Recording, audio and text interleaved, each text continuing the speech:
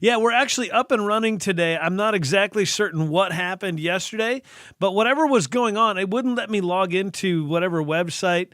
But I got it logged in today. It works fine. No problems, no error messages. Everything just worked perfectly. So we are up and running. If you do ever want to watch the video, I usually only do the first segment, the first opening segment, because let's be honest, nobody wants to watch radio on the internet. That's not really kind of what radio does. So I usually just put the first segment of the show, the kind of the what you ought to know segment, to talk a little bit about what we're going to be talking about, and then invite you, of course, to join us over on the broadcast, either over the air or through the website at newsradio1029.com or through the app. And as many of you told us that you do listen to our show on our competitors' app, so we're good with that too. We appreciate that as well. And it is Free Speech Friday today, so there's a lot to talk about. Whatever you want to get into, you can change the subject as often as you want. Ask me any questions that you want to ask me, and just get into anything, really. We can have all kinds of fun today. On Monday through Thursday, I am the benevolent dictator that controls the direction of the show. On Fridays, I turn the reins over to you, the listener, and invite you to change the topic. And as we kick off the show today, I was talking last night about the Boston Tea Party story and how oftentimes people use the Boston Tea Party as an excuse or a justification for all sorts of terrible behavior with these protests. And whether it's the folks in on January 6th that were, rampaging through the Capitol and all of the stuff that was going on there, that was, people use, the Boston Tea Party, right? They destroyed the tea. And then there was the George Floyd riots. They said, well, the Boston Tea Party, and they destroyed the tea. And then there's always people that want to use the Boston Tea Party as an excuse for bad behavior. Now, I want to tell the story a little bit about the Boston Tea Party. December 16th, 1773. That was the day that the Boston Tea Party took place. And so on that day, 340 chests of British East India Company tea, weighing somewhere around 92,000 pounds, or about 46 tons, were on board three ships, the Beaver, the Dartmouth, and the Eleanor. Now, it's important to point out that the tea was British East India Company tea.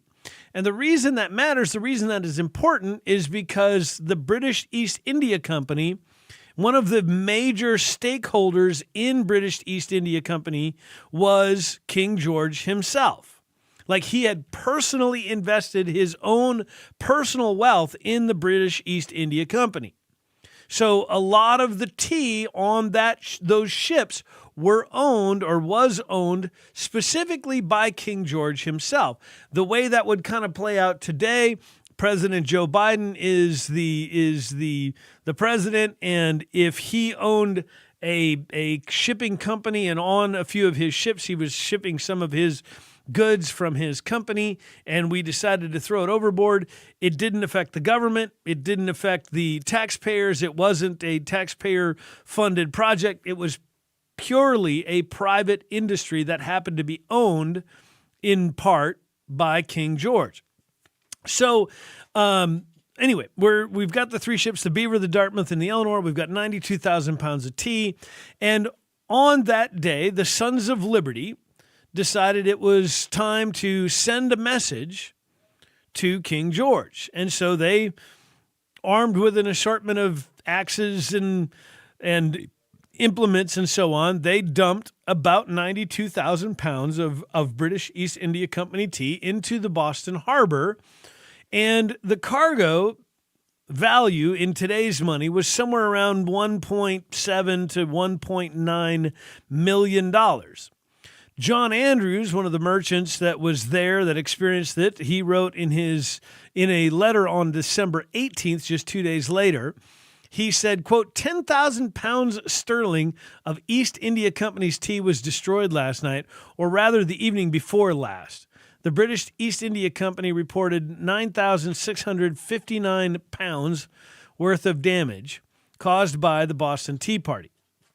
So the interesting thing was that there was no damage and there was no theft.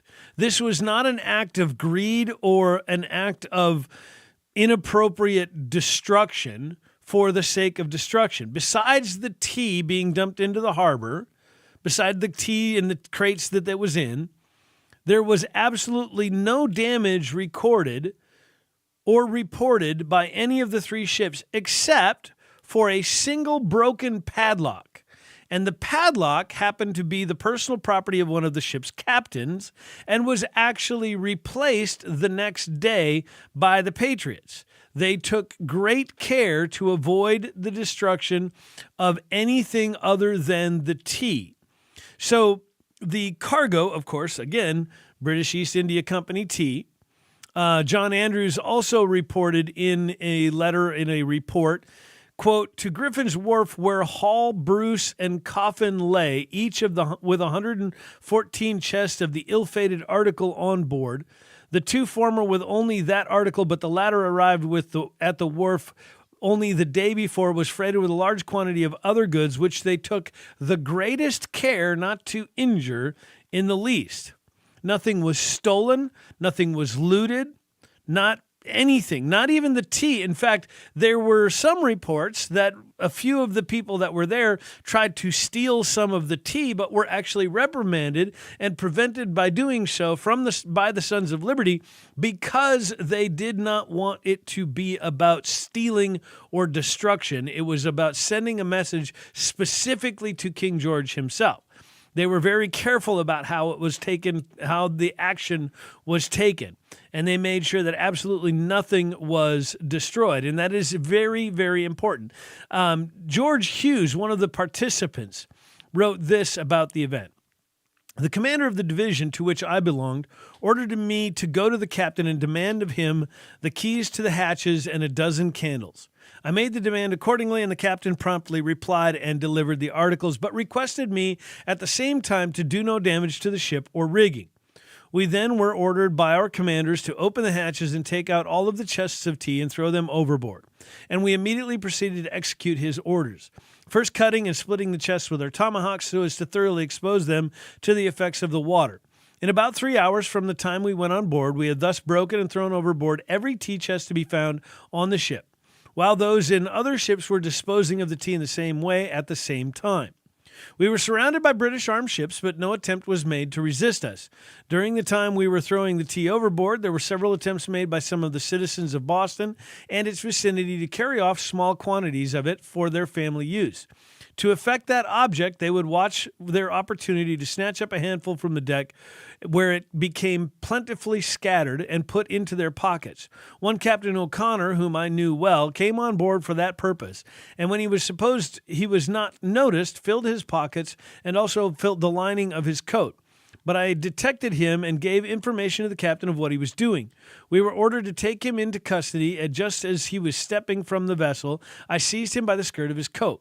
In attempting to pull him back, I tore it off, but springing forward by a rapid effort, he made his escape. He had, however, to run a gauntlet through the crowd upon the wharf, each one as he passed giving him a kick or a stroke.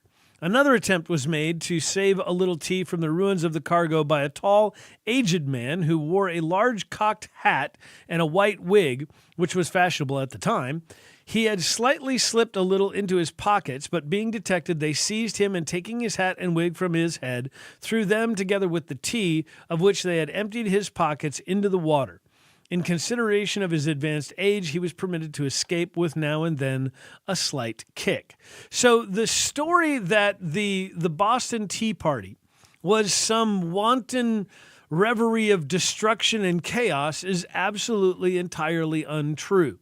It was specifically meant to be a message to King George. It was never intended to be anything about greed or destruction like we've seen so many times from so many of these riots and protests. And so to claim justification by using the Boston Tea Party as an example of pushing back against the government is simply inappropriate and inaccurate to history.